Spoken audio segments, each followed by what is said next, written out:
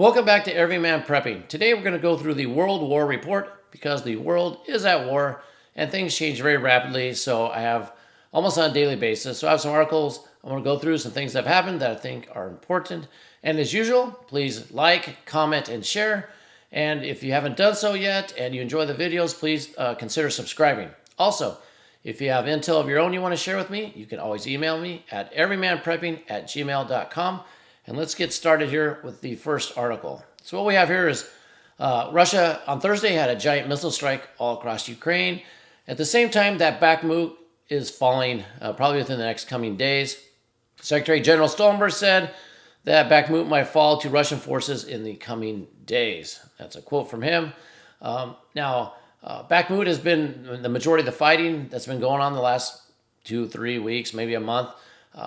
To me, honestly, is a real strategic point. It doesn't hold a lot of military advantages, not a lot of industry there that's pertinent to the military, but it was the place of contention. So whoever wins it wins the morale boost. The Russians say we're on our way back. We kicked them out of Bakhmut, and they really wanted it, and we took it over from them, and we're started the offensive again.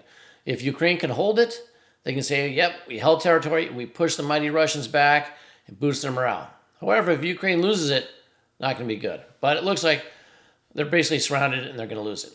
Also, what happened is this missile barrage that on Thursday night that Russia sent out over Ukraine, almost no spot within Ukraine was left untouched. There was probably the largest missile barrage of the year, as it says here. They struck civilian infrastructure around the world, water, power generation, things like that, some roads, things like that. And what it also says here is that Russia launched 81 missiles of different varieties from air, land, and sea, in addition to 8 Iranian-made attack drones. According to the Ukrainians, they shot down 4 of the drones and 34 of the cruise missiles. What they did find out from the Russians is they can overwhelm Ukrainians' air defense by shooting 80 missiles at once, basically, or in a short time frame. It looks like almost 50 of them got through. Like I said, they took out power, water, other command and control places throughout the country. They said basically it was in response to what they called the terrorist attack that I talked about a couple of videos ago, when some Ukrainian supporters crossed the border into Russia, into it says here, the Bryansk border region. They killed some civilians. So Russia's defense ministry called this new and expansive missile barrage a retaliation strike for cross-border sabotage. So like I said, largest attack they had in a while, and you can see Bakhmut here. It's the area in blue. Russians are in red. They're basically surrounded. They're just going to close this off, and if the Ukrainians don't get it, they'll have to surrender, or they're going to lose a lot of troops. But it's going to be basically over for Bakhmut. They might have to do a tactical withdrawal to get out there just to save their troops. And it says here, the Kiev mayor Vitaly Klitschko indicated that as a result of the Russian missile strike, 40% of the people in the capital were without heat. And their second largest city, Kharkiv, is totally without power, water, or heat. So a lot of hardship because of that missile strike. Next story we're going on to here. We're going to move to the east now. So South Korea's military says that North Korea on Thursday fired a short-range ballistic missile towards the waters off the western coast. North Korea very upset that South Korea and U.S. are doing their joint drills, and so they're shooting off more ballistic missiles. It says it was a short-range ballistic missile towards the waters off its western coast. The United States and South Korea are prepared to hold their biggest combined military training exercises in years, and they're saying they're doing it to counter the threat from North Korea's nuclear arsenal. And then it also says here that they might have launched multiple missiles. And if South Korea can't figure that out with their radar, they're going to be in trouble, but maybe multiple missiles were launched. And lastly, as I mentioned also in a previous video, I think it was 2 days ago, the launch came after Kim's powerful sister warned Tuesday, so it was on Tuesday, that our country is ready to take quick, overwhelming action against the United States and South Korea as the Allies expand their military training to cope with the growing North Korean military threat. So they said, don't do it. The United States says we're still going to do it. They launched a couple of ballistic missiles off on Thursday. We'll see how it escalates from there, but it's definitely picking up. It's picking up escalation. Lastly, it says North Korea's growing nuclear arsenal and provocations have raised the urgency for South Korea and Japan to strengthen their defense postures in conjunction with their alliances with the United States. So Japan's ramping up. If you remember, after World War II, they had a defense-only strategy. And this says here, they're talking about Japan, that Japan has made a major break from its self-defense-only posture after World War II, adopting a new national security strategy in this past December of 2022, includes the goals of acquiring preemptive strike capabilities and cruise missiles to counter growing threats from North Korea, China, and Russia. So you got Japan ramping it up. And I believe we have the last thing here we want to talk about in this article. It says here, North Korea is poised to respond aggressively to the major U.S. and South Korean defense exercises, as well as to President Yoon's upcoming summits with the Prime Minister of Japan and President Biden. The Kim regime may order missile firings of longer ranges, attempt a spy satellite launch. If you ask me, that spy satellite launch is basically going to be an EMP satellite. They'll probably launch it, maybe geosync it over the United States or some other country, and get ready to use it when they want. I'm not sure they have a need for other. I don't know if they really need to spy too much, but would they like to do an EMP? Yes. So that's what I think that would be, in my opinion. Or they could demonstrate a solid fuel engine and perhaps even conduct a nuclear test. And that leads us to this one here, where it says North Korea will probably carry out, let me see if I stretch this a little bit so we can read this one. We're about to hear. North Korea will probably, it's weird how they put quote unquote probably, carry out a nuclear test, says the U.S. This is, of course, unnamed intelligence sources. And, this came out, a report on Wednesday said they'll probably do a nuclear test. It says here that the nuclear arsenal for Kim is he sees it as the ultimate guarantor of his rule. The nuclear weapons guarantee that Kim will stay in rule. The U.S. won't come after him because there's the fear that he'll launch the nukes. And then once it goes through, he's likely to do it. He hasn't done one since 2017. He's done 6 since 2006. How would the United States respond to a nuclear test? Even if it's an underground test, there's no radiation emitted. We did nothing last time. I don't know if the military. What are you going to do, really? I'm thinking about if you're in the United States. North Korea, sovereign country, they test a nuclear weapon underground. What can you do? Are you going to invade North Korea? You're going to shoot missiles over there? You can't really put more sanctions on. They have every sanction that they can over there. If they do it, I don't know if there's any repercussions for them to do it. They can do it to say we can do it and you can't stop us. And they're right. The U.S. can't stop them unless they start bombing North Korea, which is a whole nother can of worms because we know they're allies with China. Which moves them on to here. 2 days ago, I took, my video was the Chinese-U.S. relationship is spiraling out of control, spiraling towards hostilities. If you watch that video, I'll put a link so in case you missed it. But the day after that, on Thursday, China's Xi calls for more quickly elevating armed forces. So what's he talking about here? It says China's leader Xi Jinping has called for more quickly, this is a quote, more quickly elevating the armed forces to world-class standards, unquote. In a speech he gave on the possibility of right after, like I said, that I did the video saying that there's going to be a conflict between the U.S. unless the United States or Washington changes their course, stops doing what they're doing with agreements with Taiwan, sending them weapons, training, have their troops come over here for training, all that.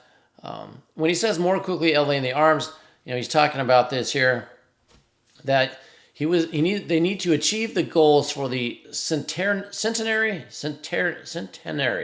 Wow, words are hard again. Centenary of the PLA in 2027, a date by which, according to some U.S. observers, China intends to have the capability of conquering the self-governing Taiwan. He's put that out in the past that, he wants to have Taiwan back under Chinese control basically by 2027. I think it'll happen much faster than that. Like I've always said, it's going to happen before 2024 elections. And I think by putting this date out there, he's kind of playing a rope-a-dope with the United States and the West. Giving them a date, but if you're ready much earlier, if for some reason, the West, the United States is dumb enough to believe that we have until 2027, that puts us more of a lax response time, or, the United States thinks they have more time than they do. He finishes his preparations early. He goes in. We're unprepared. I think that's his basic stance of what he's keeps putting out this 2027 for. But moving on from there, also in the Asian theater is to thwart China, Australia to buy 5 Virginia-class submarines. Now, they say this is a Virginia-class submarine right here. And it says that Australia is expected to buy up to 5 U.S. Virginia-class nuclear-powered submarines by 2030 as part of a landmark defense agreement between Washington and London and all this stuff. That's too late. And I think they're doing this agreement for what I'm going to get to in a minute, but that's too late. If you're waiting for 2030, we're going to be way down the road of this World War III, way into the Chinese-Taiwan conflict, and who knows what the world will look like at that point. Why they say that, I'm not sure, because this is what I think they're really banking on here. It says here that the United States will forward deploy some submarines in Western Australia by 2027. So you got that 2027 date, which matches up with Xi Jinping and China saying we're going to invade by 2027. So basically, I think that agreement saying we're going to buy the subs basically gives the right for the United States to forward deploy subs in Australia before then, which basically means they're going to do it now. It kind of paves the way for that. We haven't sold these to you yet, but let's park ours in there and maybe we'll just sign them over to you. That kind of thing. I don't know.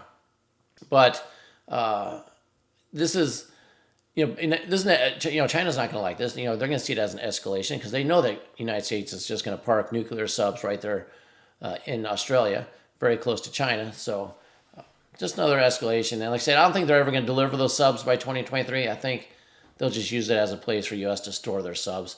And, they'll get, the approval of the Australian public by saying, well, we're just parking them here until we get our own. So that's how it'll be sold off. So now we're moving to the Middle East, to Iran and Israel. And what we have here is the United States Secretary of Defense, Lloyd Austin, meeting with the Israeli Prime Minister. And this is what the two talked about. The two leaders discussed the threats posed by Iran in the region and agreeing to increase cooperation to confront Iranian aggression. Secretary Austin reaffirmed the U.S. commitment to never allow Iran to acquire nuclear weapons. So, this is one thing that, the U.S. is the world's police. That's what they think they are. They really don't hold that power anymore, but they think they do. And they're telling another country, you can't have nuclear weapons. Do I want Iran to have nuclear weapons? No, because I think they'll do bad stuff with them. Can the U.S. and Israel force them not to have them? Well, there's only one way you can force them. You got to go in there and destroy what they have. Now, what are the consequences of that?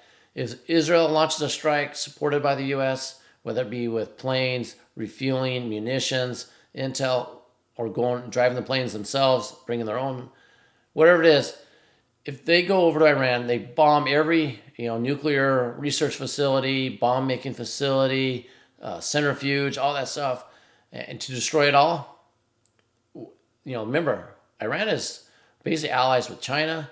They're allies with Russia, with North Korea.